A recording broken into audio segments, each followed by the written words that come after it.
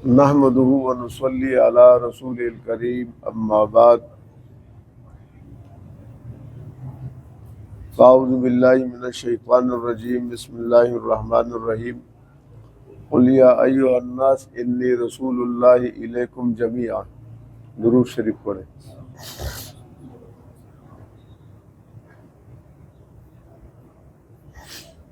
ابھی تک ہمارے ماشاءاللہ جتنے دروس ہوئے ہیں ان میں ہم کہہ رہے قادیانی کافر ہے، قادیانی زندیق ہے، فلاں ہے، مرتد ہے۔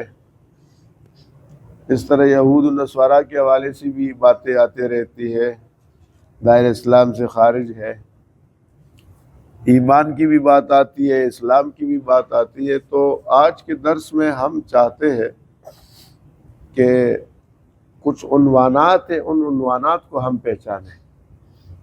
ایمان کیا ہے، ضروریات دین کیا ہے، کفر کا کیا معنی ہے، کفر دون کفر کیا چیز ہے، کافر، ملحد، مرتد، زندیق، منافق یہ کون لوگ ہیں، ان کی کیا تعریفات ہیں۔ اسی طرح اللہ آپ کا بھلا کرے، قادیانی کس زمرے میں داخل ہے، کون سی کفر کی کس قسم میں ہے، لزوم کفر، التزام کفر، یہ سب بنیادی جو ہے مسائل ہیں جن کا جاننا ضروری ہے۔ تو پہلی بات یہ ایمان کی تعریف۔ لفظ ایمان امن اور امانت سے مشتق ہے، اور اس کا معنی ہے یقین کرنا۔ ایمان کا معنی ہے یقین کرنا، اور اصطلاحی شریعت میں ایمان ایسے خبر کی تصدیق کو کہتے ہیں، ایسی خبر کے جس خبر کا ہم نے مشاہدہ نہ کیا ہو اور محض خبر دینے والا مخبر اس کی امانت اور صداقت کے بھروسے پر اعتماد کر کے ہم اس کو تسلیم کریں۔ دوسرے لفظوں میں ہم کہتے ہیں ایمان بالغیب۔ قرآن نے شروع میں کہا ھدی للمتقین الذین یؤمنون بالغیب، کہ وہ جو بن دیکھی ایمان لاتے ہیں، یؤمنون بالغیب، بن دیکھی ایمان لاتے ہیں۔ اس کا کیا مطلب کہ جس چیز کا ادراک حواس خمسہ سے نہ ہو اس کو غیب کہتے ہیں۔ آنکھ، کان، ناک اور چونا جو اللہ تعالیٰ نے حواس خمسہ دیا ہے، ذائقہ، یعنی کہ ذریعہ نہ ہو۔ جنت ہے، فرشتوں کا لکھنے کا نظام، قبر کا نظام، آخرت کا، یہ سب حواس خمسہ سے باہر ہے، یہ غیب ہے۔ یہ غیب کی خبر مخبر صادق حضرت محمد صلی اللہ علیہ وسلم نے دی ہے کہ اللہ کے فرشتے ہیں، کرامن کاتبین وہ لکھ رہے ہیں، اللہ کے فرشتے نظام چلا رہے ہیں، آسمانوں سے اوپر بھی ایک نظام ہے، زمینوں سے نیچے بھی ایک نظام ہے، قبر کے اندر بھی عذاب بھی ہے، راحت بھی ہے، مختلف جو بھی باتیں ہیں۔ تو رسول اللہ صلی اللہ علیہ وسلم کی امانت اور صداقت پر ہمارا اعتماد ہے، اس لیے ہم یقین کرتے ہیں ان چیزوں پر جو ہم نہیں جانتے، لیکن حضور نے فرمایا اللہ ہے، اللہ تعالیٰ کی یہ صفات ہے، ہم نے یقین کیا اور ہم نے تسلیم کیا، اس کو ایمان کہتے ہیں۔ اس کو کیا کہتے ہیں؟ ایمان۔ اصطلاحی شریعت میں انبیاء کرام علیہ السلام پر اعتماد اور بھروسہ کر کے احکام خداوندی اور غیب کی خبروں کی تصدیق، اس کو ایمان کہتے ہیں۔ میں نے مثال دی فرشتوں کو، فرشتے ہیں۔ اب یہ ہے کہ آکسیجن ہے، ہوا ہے، ٹھیک ہو گیا، اب وہ نظر نہیں آتی ہوا، لیکن ہے، اس لیے کہ وہ ہوا سے خمسہ سے محسوس ہے۔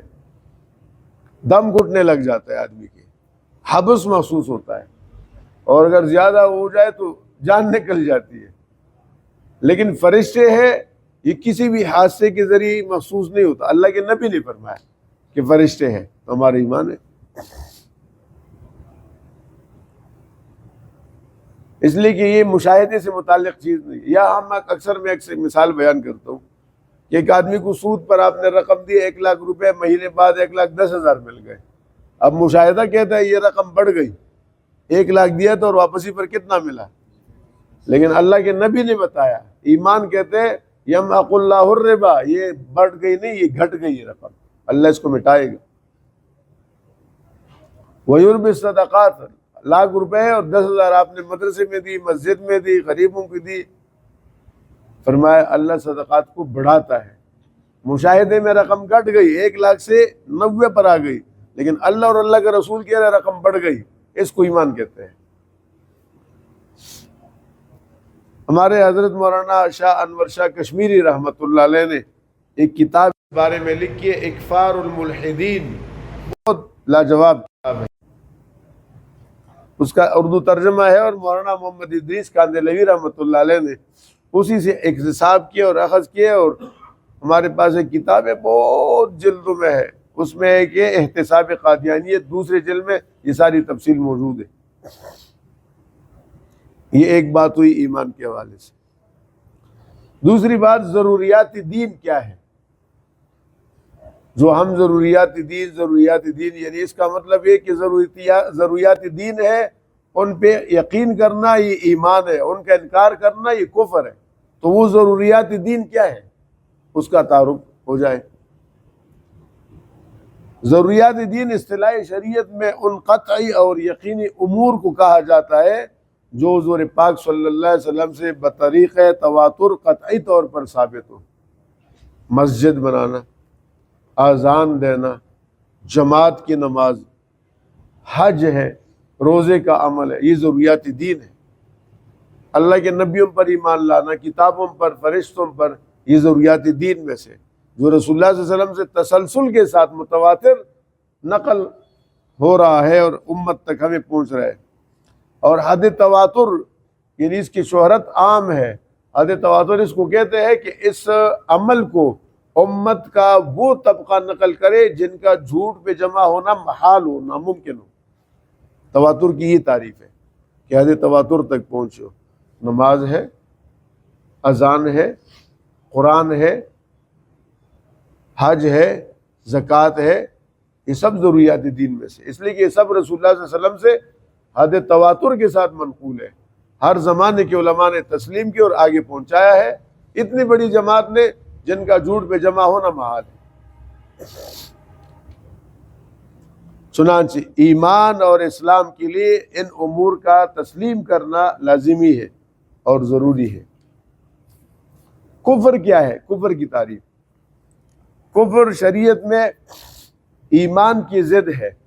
اللہ تعالیٰ کے حکموں کو نبی کے بھروسے اور اعتماد پر بے چھو چرا تسلیم کرنے کا نام ایمان ہے، اور اللہ تعالیٰ کی کسی ایسی ایک بات کو نہ ماننا جو ہمیں قطعی اور یقینی طور پر جناب رسول اللہ صلی اللہ علیہ وسلم سے پہنچی ہے، آپ کے وساطت سے، اس میں سے سب کو نہ ماننا یا ایک کو نہ ماننا، یہ کفر ہے۔ مثلا قرآن پاک ہمارے پاس، ایک آدمی پورے قرآن کا انکار کرے یا ایک آیت کا انکار کرے، کافر۔ ایک آدمی کہے میں سارے نبیوں کو مانتا ہوں، موسیٰ علیہ السلام کو نہیں مانتا، یہ ویسی کوئی تھا، ویسے کسی نے قرآن میں ڈالے، کافر ہو گیا۔ ایک چیز ایک نام کا انکار کر رہے، کفر۔ ویسے کفر کا لفظی معنی چھپانا ہے، کافر چھپاتا ہے۔ زمیندار کاشتکار کو بھی کافر کہتے ہیں کہ وہ بیج کو زمین میں چھپاتا ہے، تو کافر کو کافر اس لیے کہتے ہیں کہ یہ حق کو چھپاتا ہے، اس لیے اس کو کافر کہتے ہیں۔ قطعی اور یقینی کی قید اس لیے لگائی گئی کہ دین کے احکام ہم تک دو طریق سے پہنچے، ایک تواتر کے طریقے پر اور ایک خبر واحد۔ تواتر وہی جو میں نے کہا کہ اتنی بڑی جماعت ہو جن کا جھوٹ پہ جمع ہونا محال ہو، اور خبر واحد کہ ایک آدمی سے دوسرے آدمی کو منتقل ہو رہا ہے، زیادہ کثیر تعداد نہیں ہے۔